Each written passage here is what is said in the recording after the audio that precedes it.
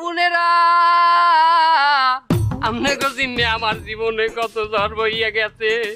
আমি 1 তারিখে মাহফিলে গেলাম রাজশাহী, 2 তারিখে বগুড়া, 3 তারিখে সিলেটে, 4 তারিখে যশোরে মাহফিল করতে যাইয়া লাইট হইয়া গেলে। বাড়ি যাইতে যাইতে রাত 3টা বাজে গেছে। বাড়ির দরজায় যে টোক্কা দিমু এই কালে মনে পড়িয়া গেছে আমার বউরাই জন্মদিন হারে ঘুরাইতে নেওয়ার কথা মেলায়, আরে খাওয়ানোর কথা ফুচকা আর সুমনের চিকেন ফেরাইয়া তো হয় নাই। আরে কত সুন্দর চোখ দিয়ে পানি পড়ে। সাহস করিয়া যাই দরজায় টোকা মারলাম, রাসেল ভাইপারের মতো ফস করিয়া দরজাটা খুললে গেল। সামনে যাইয়া দেই বেলাজু পরা আর ঠোঁটে লাল লিপস্টিক মাহাইয়া, হাতে পিছা লইয়া দেওর নান খারাইয়া রইছে আমার বউ।